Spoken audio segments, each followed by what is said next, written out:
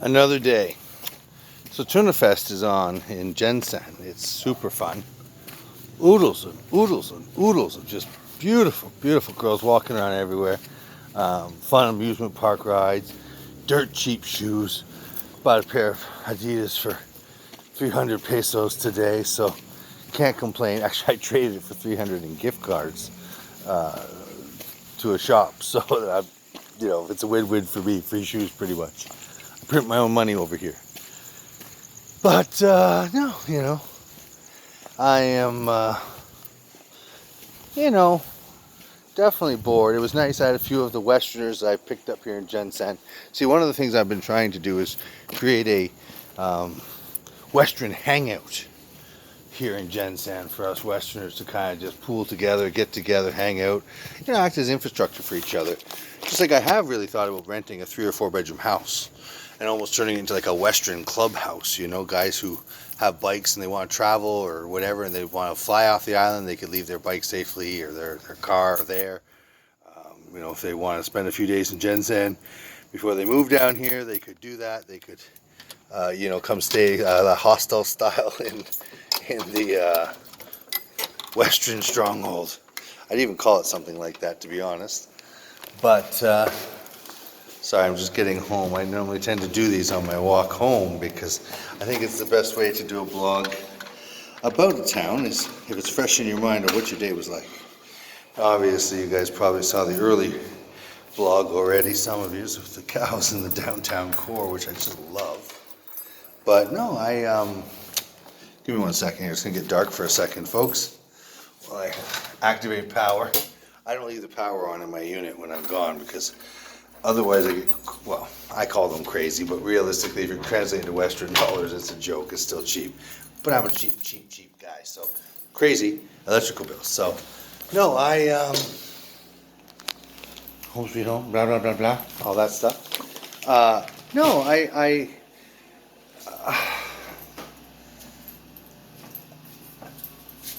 I'm trying to find a happy medium here. Obviously, it's way cheaper than Cebu. Ridiculously. So a beer here is 60 pesos a bottle. There, it's like 120.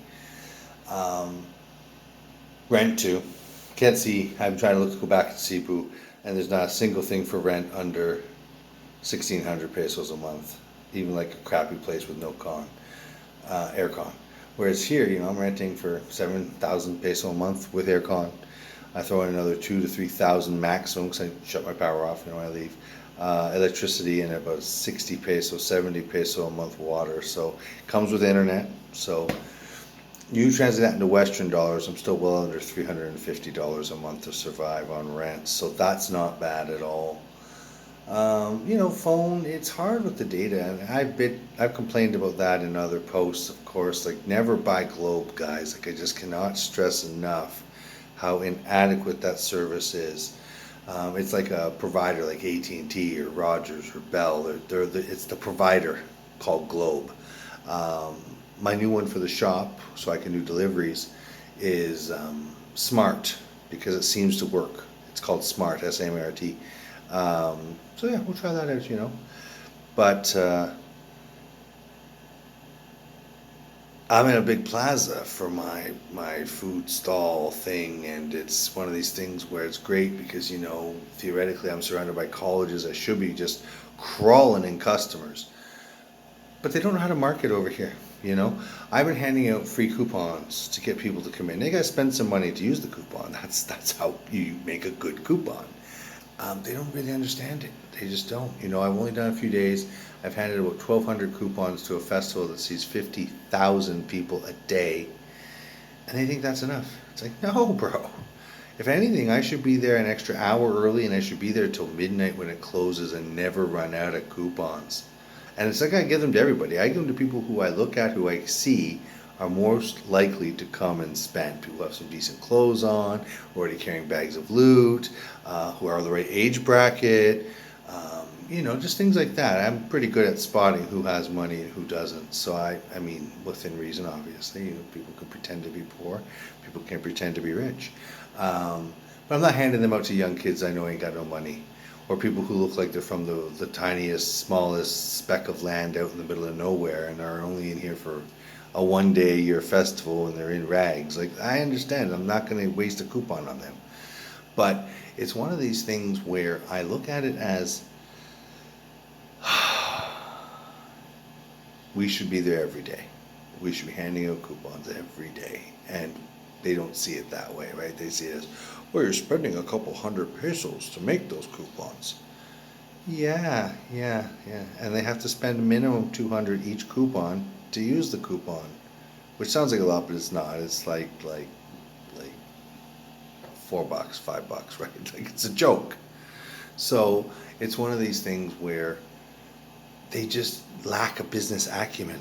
They don't understand that you do got to kind of do a bit of promotion and marketing to make ends meet if you're in a situation where you're not making any money when you're sitting on a gold mine. It's like you're in a gold mine, but you don't have a pickaxe. Well, then it makes sense that you will spend money to go buy a pickaxe. Or if all your pickaxes have broken wooden handles, you throw all the heads in the fire, you burn out the old handles, you go chop down some trees, and you make some new handles. But yeah, it's like the truck driver today. I passed 6 or 7 of them. They're all, oh, you want to ride? You want to ride? You want to ride? On the way home, I'm just boiling and sweating and see all the shininess. Look at all that shininess going. And I'd say, no, I got no money. I just level with them. So finally one says, oh, I don't care. I'll give you a ride anyways. Reason why is I'm white. He just wants to chat with me. I'm in the full uniform, as you can see, looking all bling and stylish. I had like 6 different girls holler out of their tricks, I love you. It's ridiculously easy over here for that. If all you're here is for entertainment, you can be entertained, I feel like Russell Crowe in The Gladiator. Are you entertained? Because, definitely. Sorry, I just got to wipe my head there. I'm just dripping everywhere. If you're just here for entertainment, it's very easy. But I want to try and make a life over here. Like, my goal has been always from the start to maximize my potential for the GC1 visa, which is a merchant class visa.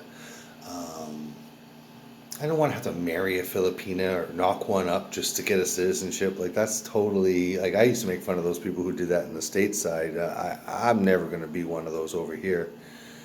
And even then, you still don't get to own land. You marry a Filipina, you don't get to own crap. They own stuff. So, okay, what's the benefit to marriage? I think from yesterday or the day before's post, right? There isn't one.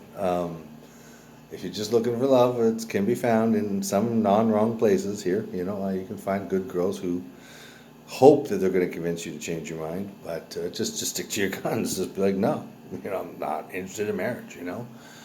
At the same token, the 3 Westerners I hung out with today, all of them have married Filipinas, and they look okay, whatever, and they did okay for themselves there, whatever.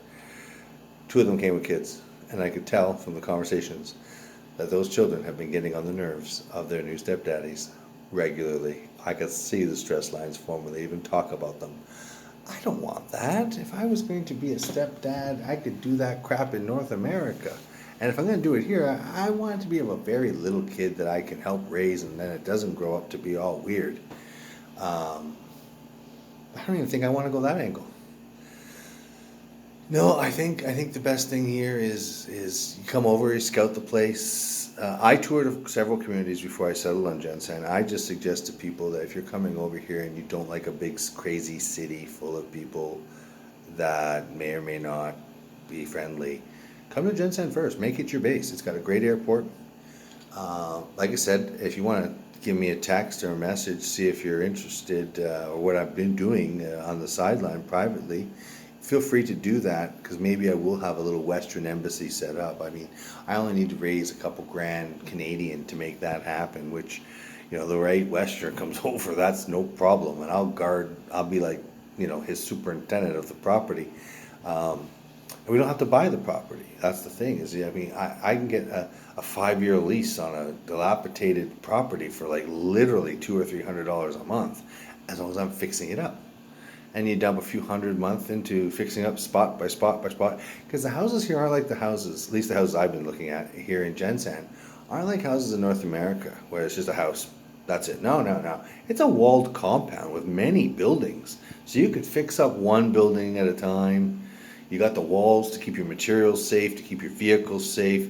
Yeah, you first thing you want to invest in is a bit of security for sure. But I wouldn't even hire like a Filipino guy to be my doorman.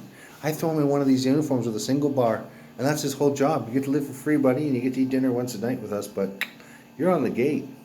And these guys would be fine with that. I mean, they sleep in their trikes and stuff. So, uh, lots of options over here for peanuts.